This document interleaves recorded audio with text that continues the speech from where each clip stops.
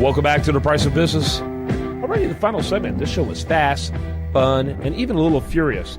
Delighted to be able to spend some time talking to you about what's happening on the business front. With Sigmund Kramer, producer extraordinaire. We're going to spend a little bit of time talking about TSA and the phenomenal job it's been doing. I can't tell you how many times since September 11th where I've stood in lines and I thought, man, what a bummer if this was nothing more than a mere inconvenience and really did nothing to protect me. Well, guess what? Homeland Security has determined that's exactly all it is. 95% failure rate. 95% failure rate. Yeah, I mean, you would almost have to have that as an objective. I don't think they could have really worked that hard to get a 95% failure rate. Honestly, yeah.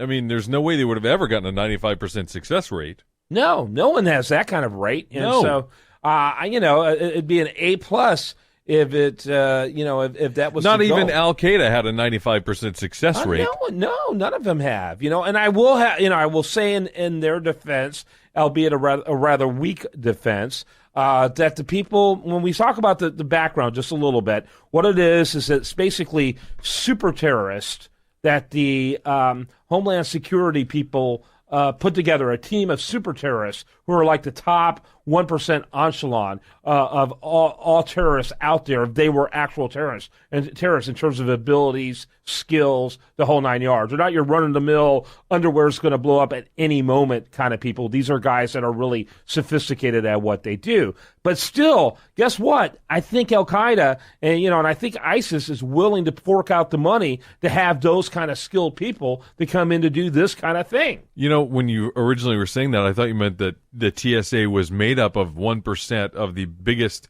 most efficient and wonderful terrorists out there, because they terrorize everyone that comes through the airport. No, they are the terrorists. It's the top 1% fondlers. Yeah, oh, well, that's true. That's true. And the top 5% of gropers. Outside of the airport, those people would be registered sex offenders. They would be.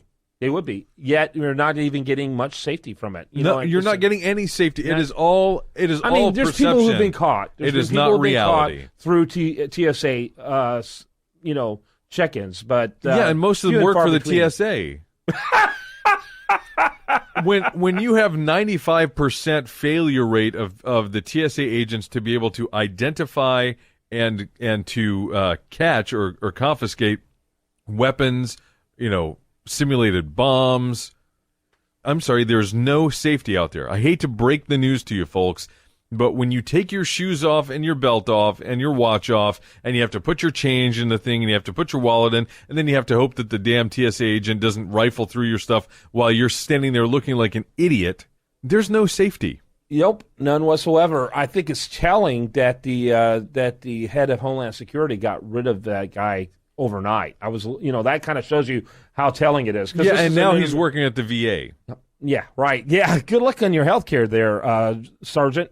It's an interesting state of affairs, no question about it. And it's going to be interesting to see what, if anything, happens in regards to it. People should be pretty angry, though. I think that that the Patriot Act, they just kind of let that lapse. Yep. They ought to let the TSA lapse along with it. Wow. All right. I'd love to get your feedback. You can email us over at info@usabusinessradio.com. Love to get your thoughts. We'll talk about them here on the radio.